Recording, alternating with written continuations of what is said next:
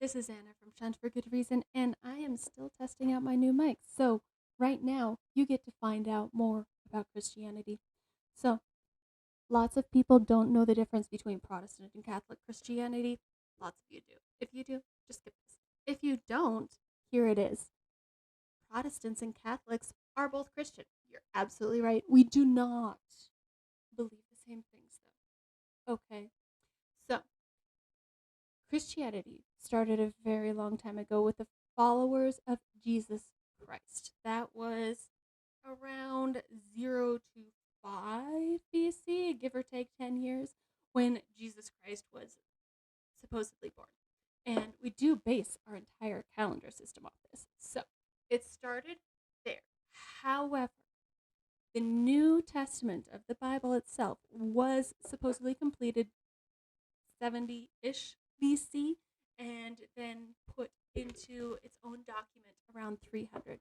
And from there, we have the full Christian movement.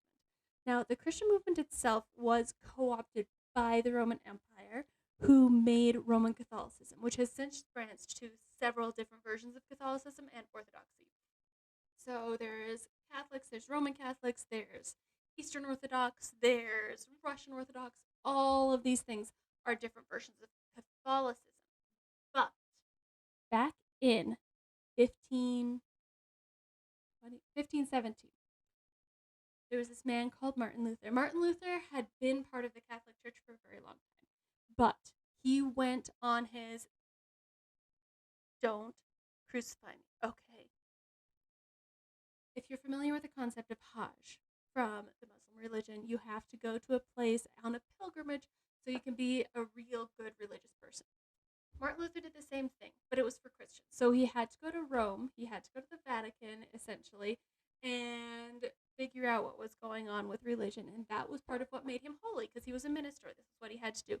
But when he went there, he saw the Catholic Church charging for everything. We don't do that now. Oh, definitely not. But Martin Luther came back to Germany after that, which is where he was from. He was very upset about this. He was like, dang, this fucking capitalism, right? So he decided to write a list of things that he had seen wrong with the church in his time as a minister. And in 1517, he made these 95 things, which we call the 95 Theses, which were complaints he had, / criticism, / things that he wanted to talk about with the leadership of the Catholic Church. And he nailed those to a church door.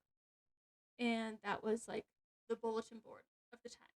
So, what Martin Luther did not quite realize at this point was that the printing press had just been made. So, somebody took these 95 Theses, they printed them out, and then they made them into this tract form, which they distributed very widely. And this contributed almost directly to what we refer to as the Protestant Reformation. Protestant referring to the part where Martin Luther was protesting what the Catholic Church had become. And from there, we have a great church schism where the Catholics are on one side and the Protestants are on another side. And we really haven't gotten along since then. And we'll make fun of each other a lot because of that. Like, I was Protestant, so I'll make fun of the Catholic because they think that a cracker and juice actually turns into the literal body and blood of Christ, which is kind of creepy because they're cannibals.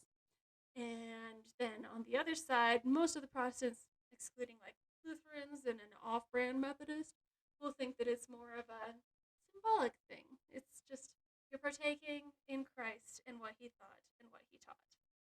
So that is a very, very, very brief description of why Catholics and Protestants are not the same Christian, even though we're under the same umbrella. We'll talk more about umbrellas